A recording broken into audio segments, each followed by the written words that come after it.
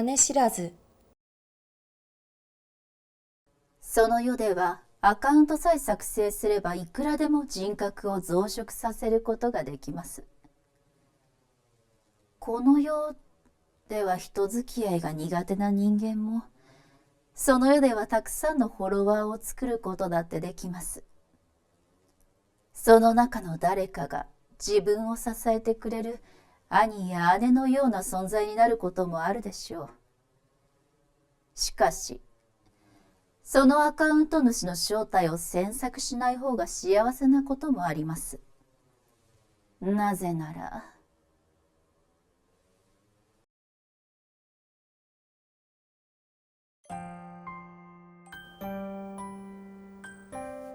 私には3つ離れた姉がいた。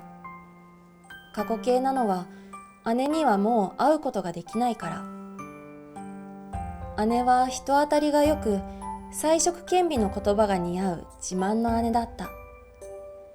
私はそんな姉に憧れ、姉と同じ道を歩んでいくことが私のすべてだった。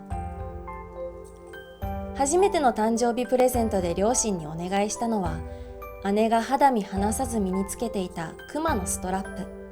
お姉ちゃんとお揃いだね。ねえねとあらさい。小学校に持っていく文房具もすべて姉と同じものを揃えた。お姉ちゃんがなくしたら貸してね。いいよ。姉は中学に入ると陸上部に入部。陸上大会で走る姉の姿が輝いて見え、姉のようになるんだと放課後には運動場のトラックを走りながら姉の背中を追いかけ続けたこともあった。毎日帰りが遅い私を母は危ないから早く帰ってきなさいと心配していたけど、思い通りにならない私を手に負えないと思っていたはず。母の態度を見れば幼い私でも感じ取れるし、そんなこともあって私はより一層姉に頼るようになった。のぞみも中学生になったら陸上部に入る？お姉ちゃんみたいな選手になるんだ。しかし中学に上がって陸上部に入った私を待ち受けていたのは姉という壁の存在だった。いくら厳しい練習をこなしても、いつまで経っても姉の背中に追いつくことができず、姉のようにはなれない事実を突きつけられてくじけそうになった時、高校生の姉は部活動をやめ、恋に浮き身をやつしていた。今度友達と出かけるんだけど、のぞみも来る？その日は部活があるから行けない。このワンピース、のぞみに似合うと思うんだけど、どう思う？この前彼氏がさ。もううるさい。彼氏とか知らない。私の気持ちも知らないで。姉のようにはうまく生きていけない不器用な私は家族の中で孤立していき、当たり散らすようになっていった。思春期といえばそれまでだけど、憧れだった姉の存在が鼻につくようになっていったのはこの頃からだった。姉は生まれつき地頭がよく、遊んでいるようでも有名大学にすんなりと入学した。私はなんとか姉と同じ高校に進学できたものの、勉強についていけず、部活も休みがちになり、行き着いた先は落ちこぼれグループだった。そんな落ちこぼれは群がり、なんとなく一緒にいることが多くなったその中の一人となんとなく付き合い始めた。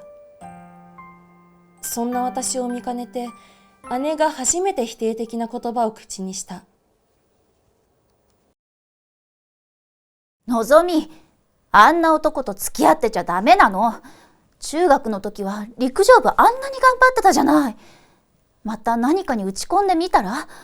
そしたらもっといい彼氏もできるし、もっともっと楽しくなるはずだよ。偉そうに言わないで。勉強も運動もできてハイスペックな彼氏もいて、努力って言葉を知らないあんたに何がわかるの？才能だってない私はそんなに器用に生きていけない。私なんていつもあんたを追いかけてばっかりで、惨めで。そうよね。なたは一人じゃ何もできない不器用で内気な妹。そんなに生きるのが嫌なら私と代わって。お姉ちゃん。豹変した姉の言葉に目が覚めると、姉の姿などなく、私は鏡の前で鏡の中の自分と会話していることに気づいた。すると母が私の部屋に入ってきて、ゆっくりと私の体を抱きしめた。私は訳もわからず呆然とし、子供のように泣きじゃくる母の背中を鏡越しにただただじっと見ていた。しばらく経つと、落ち着いてきた母が姉のことについて話してくれた。私には3つ離れた姉がいた。しかし姉はこの世に産声を上げることもなく流産で亡くなった。そのことに傷ついた両親は姉を供養した後、心に鍵をかけ、私を産む決断をするのに3年の月日を要した。しかし本当の意味で心の傷が癒えたわけではなく、常に私と姉の姿を重ね合わせていたんだとか。